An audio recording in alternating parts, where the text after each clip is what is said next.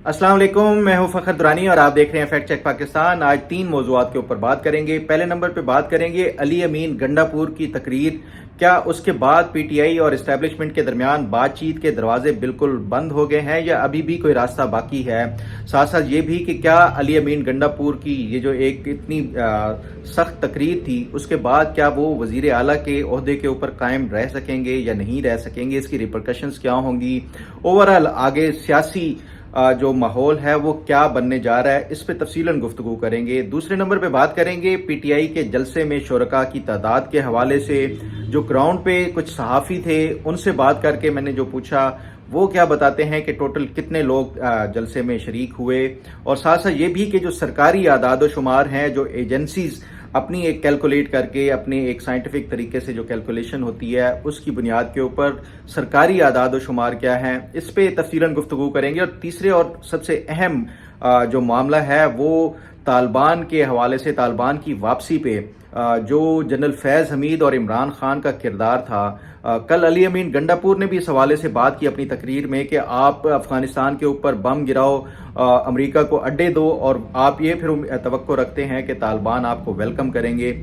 इस पे जो मैंने कोई हफ्ते पहले एक प्रोग्राम किया था कि इमरान खान की गवर्नमेंट ने जनरल फैज़ हमीद को भेजा था तालिबान के साथ मुज़ाकरात के लिए। अब इस हवाले से ये सामने आया है कि 30 से 40 हज़ार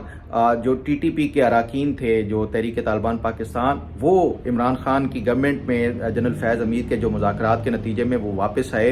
और साथ ये कि इमरान खान की जो गवर्नमेंट थी उसने कोई 100 के करीब हार्ड कोर जो टेररिस्ट थे उनको एमनेस्टी दी या पार्डन किया। इस पे तफसीलन गुफ्तगू करेंगे। सबसे पहले बात कर लेते हैं अली अमीन गंडापुर के हवाले से जो तकरीर थी। कल ये एक्सपेक्ट किया जा रहा था कि जो गंडापुर हैं वो बिल्कुल इस तरह की हार्ड हिटिंग ही कोई तकरीर करेंगे, क्योंकि उसकी वजह यह है कि पिछले जब ये 22 अगस्त का जलसा था, पीटीआई ने ये मौखर किया था या उसको कैंसिल किया था, तो उस टाइम पीटीआई के अंदर जो अपने जो अरकान थे पार्टी के, उनकी तरफ से और फिर साथ साथ जो वर्कर्स हैं उन्होंने जो एक शदीद रद्द अमल दिखाया था, खासतौर के ऊपर वर्कर्स को गालियां दी, वर्कर्स ने गालियां दी। अली अमीन गंडापुर को ही मुरद इल्ज़ाम ठहराया गया था कि ये इस्टेब्लिशमेंट और पीटीआई दोनों की तरफ से खेल रहे हैं, ये इस्टेब्लिशमेंट के टाउट हैं। इवन विद इन जो पार्टी के लीडरान हैं उसमें भी ये काफ़ी हद तक अली अमीन गंडापुर के ऊपर शकूक व शबहात का इजहार किया गया कि ये दरअसल इस्टेब्लिशमेंट के इशारों के ऊपर नाच रहे हैं और ये सारा काम ये पीटीआई को धोखा दे रहे हैं। तो ये पीटीआई के अंदर से जो अली अमीन गंडापुर को दबाव बर्दाश्त करना पड़ रहा था और उसके साथ साथ जो वर्कर्स हैं उनकी तरफ से। तो उसके बाद आपने देखा कि इमरान खान को कोई 2-3 दिन पहले ये बयान देना पड़ा अली अमीन गंडापुर के दिफा में कि अली अमीन गंडापुर जो कुछ करते हैं वो मेरे कहने के ऊपर करते हैं और जो उनका फैसला होगा वो ये समझा जाए कि वो मेरा फैसला होगा, इसलिए तमाम पार्टी अरकान को अली अमीन गंडापुर के जो भी अहकामात होंगे वो मानने होंगे। तो इसका मतलब ये था कि अली अमीन गंडापुर अगर इस्टेब्लिशमेंट के साथ भी बातचीत करना चाह रहे थे तो वो इमरान खान के ही कहने के ऊपर, और ये जो एक तस्वीर दिया जा रहा है कि इमरान खान एनआरओ लेना चाहते हैं, खासतौर के ऊपर जो अब ये नैब वाले केस में उन्होंने अप्लाई किया है या दरख्वास्त दी है, तो उससे भी नजर आ रहा है कि इमरान खान कितना डेस्परेट हैं ये एनआरओ लेने के लिए। बहरहाल ये जो कल तकरीर थी अली अमीन गंडापुर की, ये उस तासुर को ज़ायल करने के लिए और उस ये जो एक प्रेशर था उसको हटाने के लिए कि ये इस्टेब्लिशमेंट प्रो इस्टेब्लिशमेंट है। कल उन्होंने जो बयानात दिए हैं उसके बाद अब जो एक सियासी मंजरनामा है वो काफ़ी हद तक वाज़ेह हो गया है कि पीटीआई को जो एक ये एक्सपेक्ट किया जा रहा था कि शायद कोई मुज़ाकरात इनके बैक डोर या बैक चैनल चल रहे हैं। हालांकि मेरे पहले दिन से मानना है और मैं इस हवाले से अपने मुख्तलिफ वीलॉग्स में बता भी चुका हूँ कि कोई ऐसे मुज़ाकरात इस्टेब्लिशमेंट के साथ पीटीआई के दरपर्दा नहीं चल रहे। लेकिन ये जो कल जो गंडापुर की तकरीर थी उससे एक बात वाज़ेह हो गई कि ये कितना ज़्यादा फ्रस्ट्रेट है पीटीआई और पीटीआई की क़यादत भी, कि अगर ये मुज़ाकरात हो रहे होते तो इस तरह हार्ड हिटिंग कोई तकरीर ना करते। ये फ्रस्ट्रेशन का ही इजहार किया गया है जो पीटीआई के जो वज़ीर आला हैं अली अमीन गंडापुर उनकी तरफ से। तो ये एक बात तो वाज़ेह है कि कोई डायलॉग नहीं हो रहा, और अगर कोई मुस्तकबिल में कोई डायलॉग खुलने के चांसेस भी थे तो ये गंडापुर की तकरीर ने वो दरवाजे बंद कर दिए हैं, क्योंकि यही एक्सपेक्ट किया जा रहा था कि ये शायद पीटीआई कोई अच्छा बच्चा बनने की कोशिश करेगी अगर जलसे में, اور کوئی مثبت پیغام دے گی کہ جو ملک کے حالات ہیں ہم اس کو دیکھتے ہوئے پارلیمان کی، جس طرح بیرسٹر گوہر نے بات کی کہ پارلیمانی سیاست کے اوپر ہم زیادہ فوکس کریں گے، جو لوگوں کے مسائل ہیں، عوامی مسائل، ان کو ہائی لائٹ کریں گے، اجاگر کریں گے، پارلیمنٹ کے فورم کے اوپر جو مہنگائی ہے یا اس طرح کے جتنے بھی مسائل لوگوں کو جھیلنے پڑ رہے ہیں اس کے اوپر بات کریں گے، تو میرا خیال ہے کہ یہ ایک راستہ کھل سکتا تھا ان کے لیے۔ بیرسٹر گوہر نے بڑی ایک سلجھی ہوئی اس حوالے سے وہ کیا کہ وہ پارلیمنٹ کے ذریعے وہ کرنا چاہتے ہیں، لیکن یہ علی امین گنڈاپور کلیئر عمران خان کی لائن لے کے آئے تھے اور اس سے واضح ہو گیا کہ یہ نہ تو ان کو ملک کے حالات سے کچھ کوئی اس طرح کی وہ ہے، اور نہ ہی اس حوالے سے کہ عوام کتنا مہنگائی اور باقی غربت کی چکی میں پس رہے ہیں ان کو کوئی پرواہ ہے۔ صرف پرواہ ہے تو عمران خان کے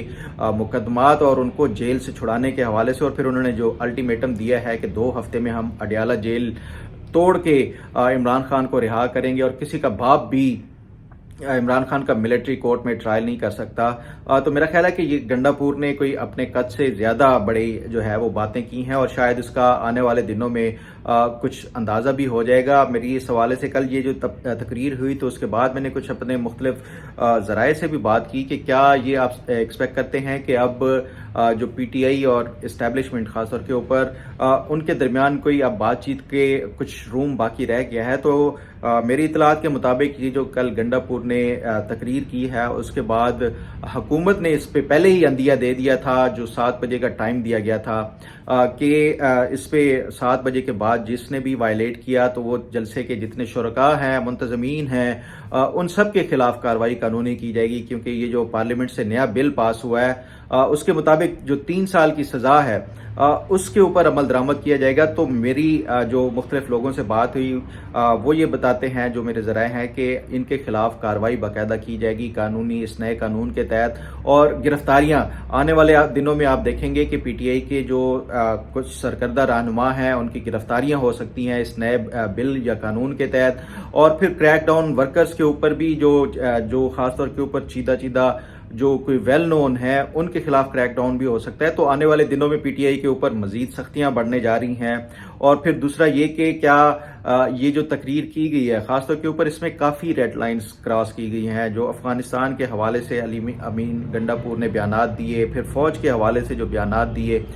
تو میرا اس سے یہ ماننا ہے کہ یہ کچھ اب زیادہ عرصے تک علی امین گنڈاپور کوئی وزیر اعلیٰ بھی قائم رہتے ہوئے نظر نہیں آ رہے، کیونکہ پہلے یہ کہا جاتا ہے کہ یہ گنڈاپور جو پبلکلی کچھ بات کرتے تھے وہ آفیشیل میٹنگز میں جا کے ایکسپلین بھی کرتے تھے کہ ان کی مجبوری ہے، پبلک میں ان کو ایک سیاسی بیانات اس طرح دینے ہوتے ہیں، لیکن سیاسی بیان اور اس طرح جو اٹیک، یہ میں سمجھتا ہوں کہ یہ علی امین گنڈاپور کی طرف سے وربل نو میں تھا جو انہوں نے کیا ہے کل، جو اداروں کے حوالے سے یا پھر صحافیوں کو انہوں نے ٹارگٹ کیا، جو دوسرے صوبوں کی چیف منسٹر ہے مریم نواز اس کو ٹارگٹ کیا، تو یہ ایک جو کل ان کی طرف سے تقریر تھی یہ پی ٹی آئی کا ایک وربل نو میں اس کو میں سمجھتا ہوں کہ یہ کیا ہے، اور اس کے بعد ریوائول ان کا جو ایک سمجھا جا رہا تھا یا ایکسپیکٹ کیا جا رہا تھا وہ ممکن نظر نہیں آ رہا، ابھی ایٹ لیسٹ نیئر فیوچر میں ایسا کچھ نہیں نظر آ رہا۔ اس پہ مزید جو بھی آنے والے دنوں میں جو اس ریپرکشنز ہوں گی اس کے اوپر ضرور بات کروں گا۔ آپ بات کر لیتے ہیں کہ جلسے کے شرکاء کتنے تھے۔ اس حوالے سے جو پی ٹی آئی کا آپ نے دیکھا کہ کل سوشل میڈیا کے اوپر بڑے فیک جو ویڈیوز تھے یا فوٹوز تھے پرانے پچھلے کئی سالوں کے وہ لگائے گئے، کوئی مختلف جو وینیوز تھے ان کے اس طرح کے وہ لگائے گئے تھے ویڈیوز وغیرہ۔ ایون جو سابق صدر ہیں عارف الوی انہوں نے ایک غلط تصویر ویڈیو لگائی جس کے پھر انہیں معذرت بھی کرنی پڑی۔ تو یہ کل ایسا لگ رہا تھا کہ پی ٹی آئی کا وہ میں نے اپنے کل والے جو ویلاگ تھا اس میں بتایا بھی کہ جو ایکسپیکٹ کیا جا رہا تھا کہ بڑا ایک کراؤڈ ہوگا، بڑا مجمع ہوگا، اور یہ پی ٹی آئی کی دوبارہ سے جس طرح اکتوبر 2011 والے جلسے کا ایک پی ٹی آئی کو نئی زندگی ملی تھی، اس سے اب یہ والا جو جلسہ تھا یہ کل والا اس سے شاید پی ٹی آئی دوبارہ ریوائیو ہو جائے گی، لیکن ایسا ممکن نظر نہیں آیا۔ میں نے جو وہاں پہ مختلف صحافی مختلف میڈیا گروپس کے وہ کوریج کر رہے تھے ان سے پوچھا کہ آپ کیا سمجھتے ہیں کہ جو گراؤنڈ پہ تھے کہ کتنے لوگ تھے شرکاء کے، جو شرکاء تھے پی ٹی آئی کے جلسے میں۔ کچھ لوگ مختلف بتاتے ہیں، کچھ 20 سے 25 کے قریب بتاتے ہیں کہ 25,000 کے قریب لوگ تھے، جس میں سے 15,000 جو جلسے کا مین وہ تھا وینیو تھا اس میں تھے 8 سے 10,000 یا 5 سے 8,000 کے درمیان یہ باقی جو لوگ تھے وہ راستے میں جو اس وینیو کی طرف جاتے ہوئے جو پورا وہ تھا آؤٹ سائڈ یہ جو تھا جلسے کے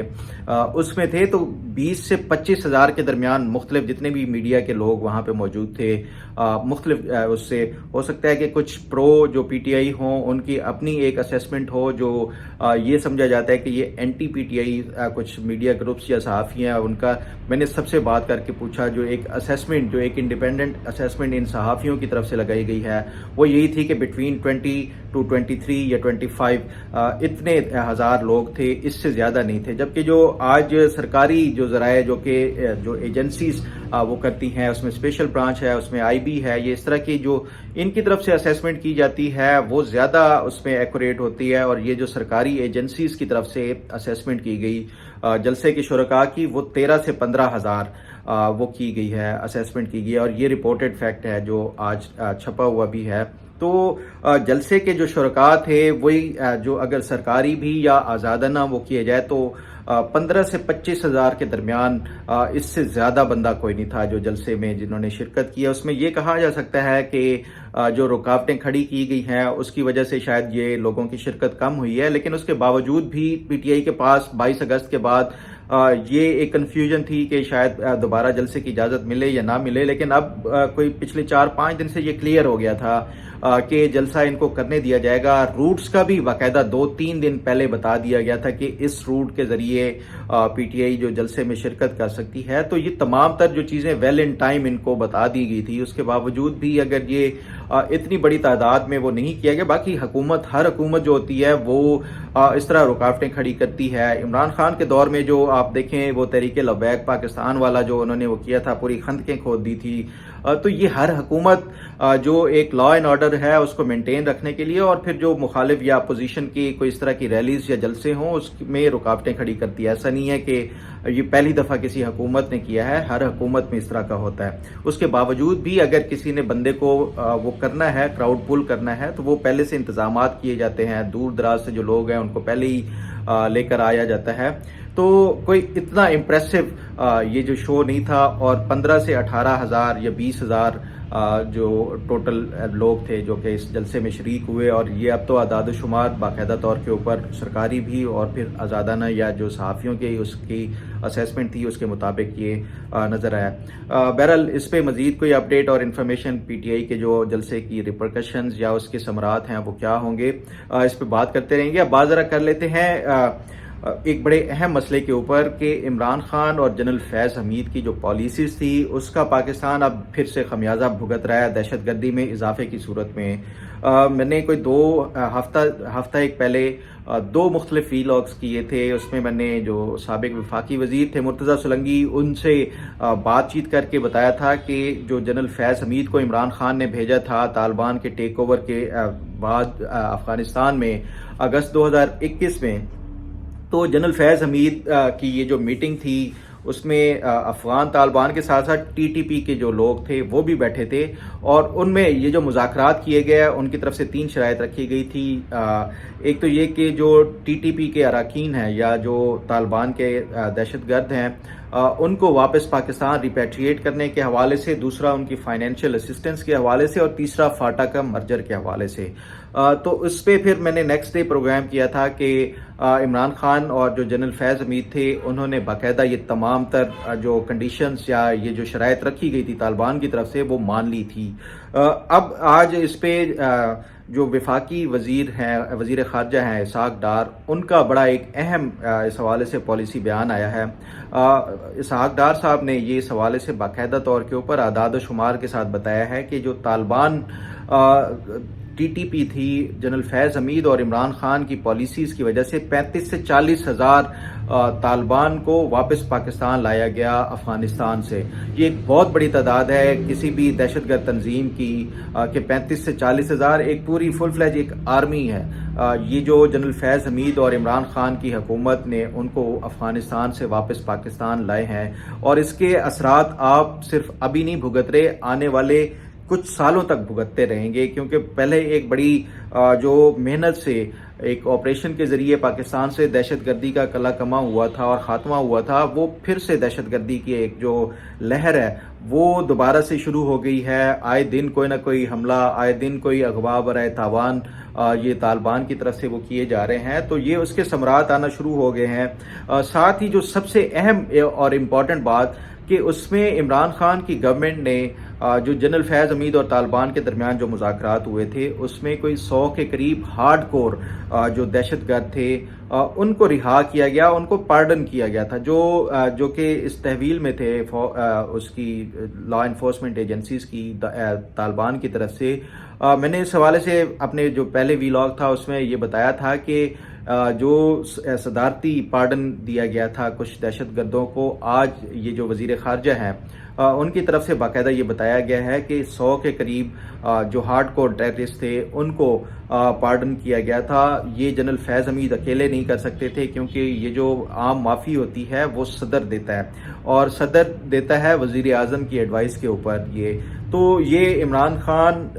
صدر عارف الوی اور جنرل فیض حمید، یہ تمام جو موجودہ اب پاکستان میں دہشت گردی ہے یا جو ایک انتہا پسندی کی پھر سے ایک لہر شروع ہوئی ہے، اس کے ذمہ دار ہیں جنرل فیض حمید بھی، عمران خان بھی، اور جو اس ٹائم پی ٹی آئی کی حکومت تھی۔ تو ان سے ضرور پوچھ گچھ اس حوالے سے ہونی چاہیے کہ یہ کس کے کہنے کے اوپر انہوں نے پورے طالبان کو واپس لایا، ایک 35 سے 40 ہزار جو طالبان ہیں ان کو، اور پھر جو ہارڈ کور ٹیررسٹ تھے ان کو چھوڑا گیا اور عام معافی دی گئی ہے۔ یہ پوری پاکستانی قوم کے جو ہے کے خلاف جرم ہے جو یہ کیا گیا ہے۔ یہ ان لوگوں کے جو ہے زخموں کے اوپر نمک پاشی ہے جو دہشت گردی کی جنگ میں شہید ہوئے، چاہے وہ سویلین ہیں یا پھر اس کے ساتھ ساتھ جو لا انفورسمنٹ کے اداروں کے اہلکاران ہیں، یہ ان سب کے مجرم ہیں۔ تو ان سے جنرل فیض حمید سے یہ اس حوالے سے، اور عمران خان سے بھی اس حوالے سے پوچھ گچھ ہونی چاہیے کہ وہ کس کے صرف اپنی ایک خیبر پختونخوا کی حکومت کے یا اس کے لیے انہوں نے ایسے یہ اس طرح کا غلط فیصلہ لیا کہ ایک دہشت گردی کی جو لہر ختم ہو گئی تھی اس کو دوبارہ سے یہ واپس پاکستان لے کے آئے۔ اس حوالے سے ان سے ضرور پوچھا جانا چاہیے، اور خاص طور کے اوپر یہ جو جنرل فیض حمید کا یہ وہ کیا جا رہا ہے،